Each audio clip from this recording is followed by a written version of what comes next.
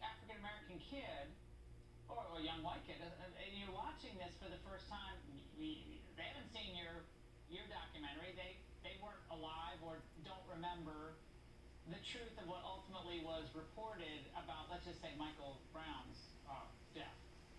And so they see this cartoon. It is depressing. I mean, no wonder these kids come out thinking this is a really rotten, horrible, awful, racist country. That's what these schools are teaching our kids. Well,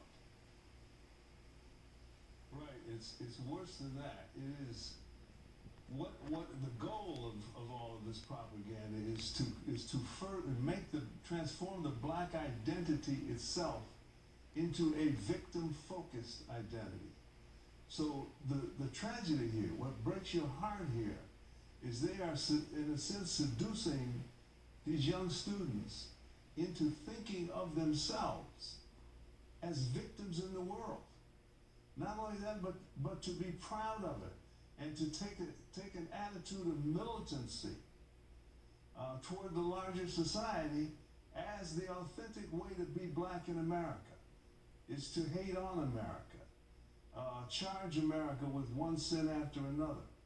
That is what makes you who you are. It makes you authentically black.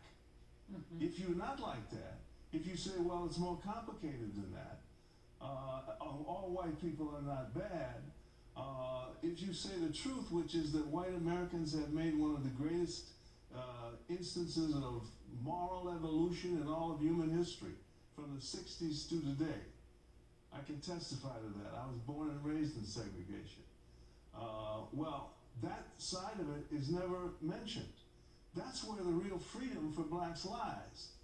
But black groups themselves, like Black Lives Matter, and I want to make a point, these groups are not that representative. They're sort of the young people acting out, as happens in every generation or every other generation. Shelby, I want to get your quick take, really quick, on what Barack Obama said today, or over the weekend.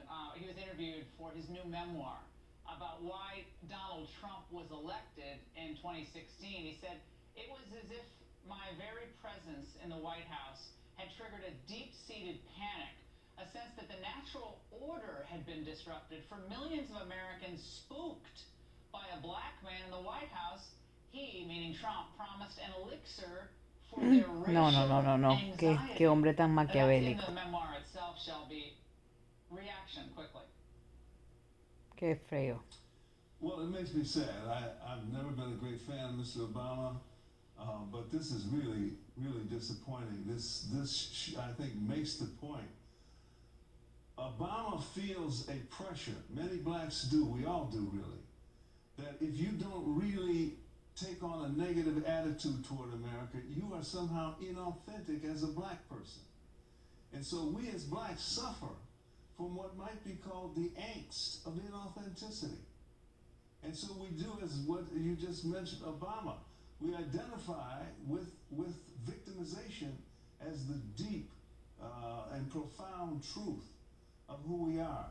I can't imagine a sadder statement. Can you imagine Frederick Douglass, Booker T. Washington, and a number of other great leaders saying something like that? He's two-term president of the United States. To be understood. Yeah, he's a two-term president of the United States. The people loved him. He's a global superstar. He's a global superstar worth about, I don't know, $250 million. So yeah, he's afraid to say that. Yeah, Shelby, he's afraid to say he is a global superstar. That's the worst thing, is to actually make it and do well in America.